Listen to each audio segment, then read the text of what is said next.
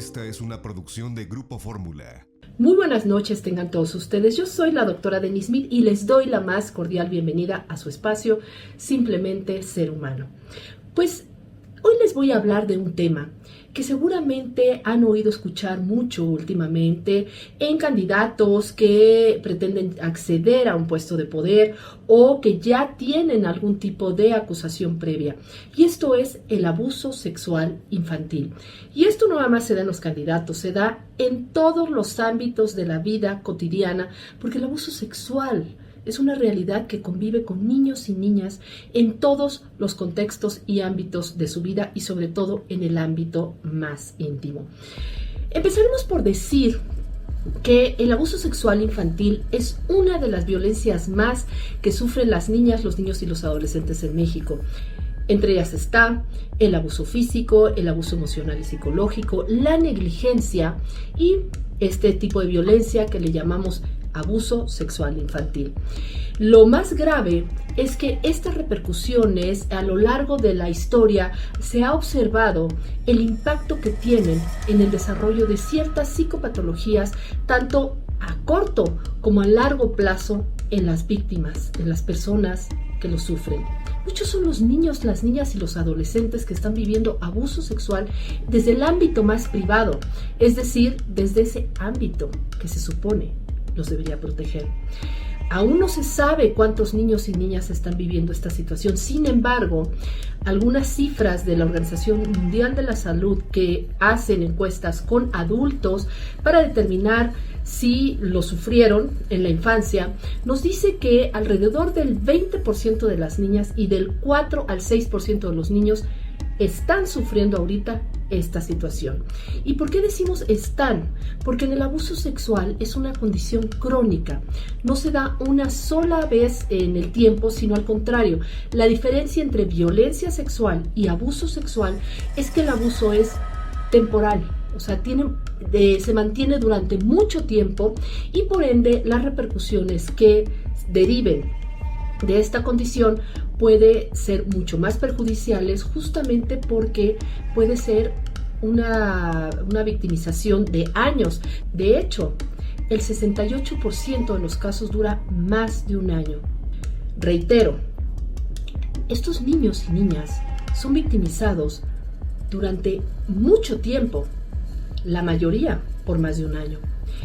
Y estas secuelas y estas consecuencias que pueden desarrollar pueden ser para el resto de su vida y perseguirlos hasta su vida adulta.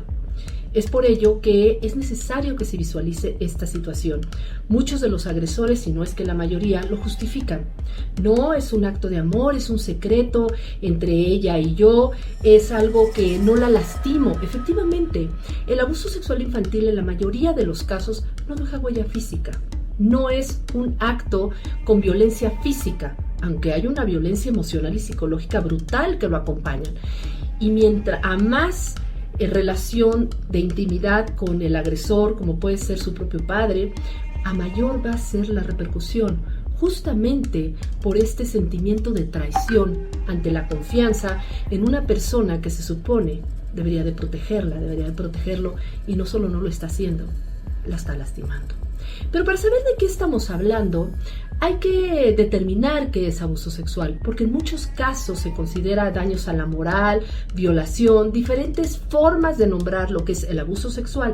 Es por ello que es necesario tomar una única definición. El abuso sexual se considera todo contacto e interacción entre un niño y un adulto cuando el adulto, que es el agresor, usa al niño para estimularse sexualmente él mismo, al niño o a otra persona, según el National Center of Child Abuse and Neglect de Estados Unidos. De la misma manera, hay que saber cómo se gesta esta relación.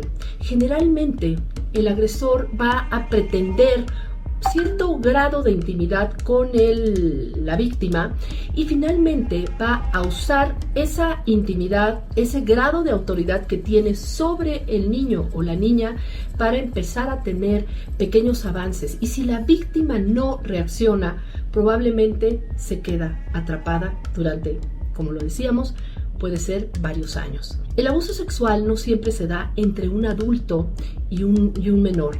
Muchas veces, en el 25% de los casos, es un adolescente u otro niño el que abusa sexualmente de ese menor. Lo que nos ayuda a distinguirlo son dos criterios. La simetría, que puede ser la simetría en la fuerza, en el poder, en la autoridad, en el tamaño, en las habilidades sexuales. Puede ser un niño incluso de la misma edad, que puede por su constitución física, para él le sea más fácil el poder dominar a otro, y esto puede ser un factor para que nosotros podamos determinar que efectivamente también puede corresponder a un abuso sexual. Por otro lado, también la coerción. El hecho de que una persona pueda coercionar a otra para poderla someter es otro de los criterios que se determinan para que pueda definirse como un abuso sexual. Por otro lado, como les decía, es muy diferente una violación. La violación generalmente es un acto que se da una sola vez o dos, y en muchas ocasiones por una persona desconocida de la víctima. Sin embargo, el abuso sexual tiene características muy diferentes. El abuso sexual es esta conducta que va a mantener en un atrapamiento psicológico a la víctima. Pocas veces utiliza la fuerza, pocas veces utiliza la violencia física, como en el caso de la violación, como su nombre lo dice, violación es violencia. En este caso no hay violencia física y el niño, por lo tanto, está confundido.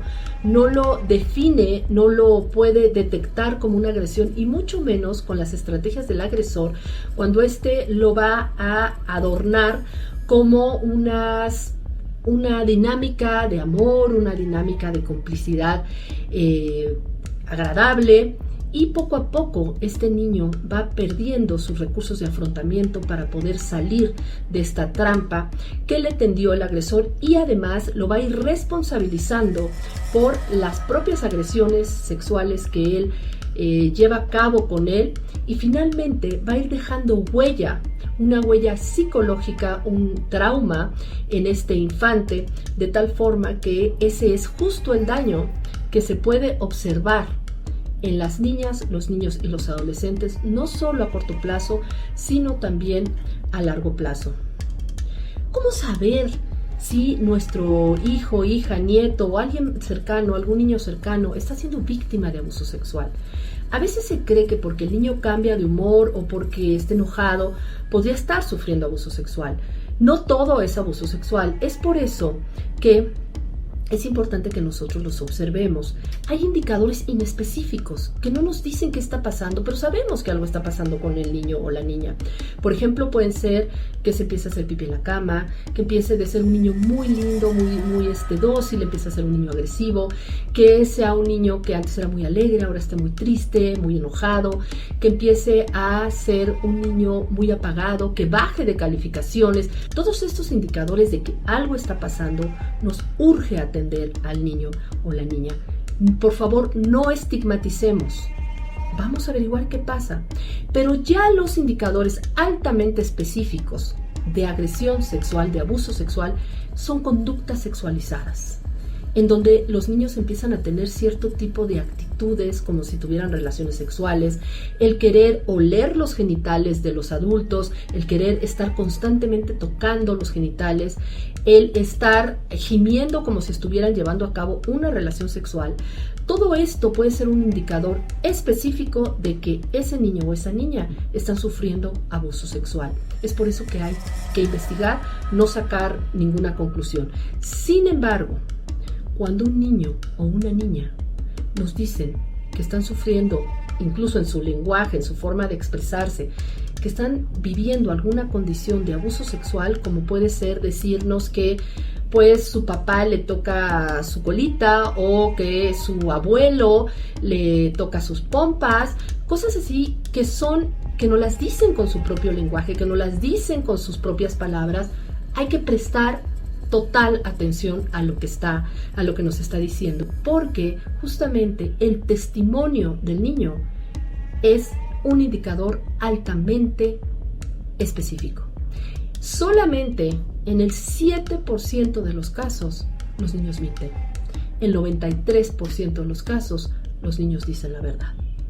es importantísimo que nosotros conozcamos toda esta información para no solo el poder ayudar a los niños que ya lo están viviendo, sino para no estigmatizar a las víctimas y contribuir a la prevención de este fenómeno. Muchísimas gracias por su atención. Encuentra más contenido como este en radioformula.mx.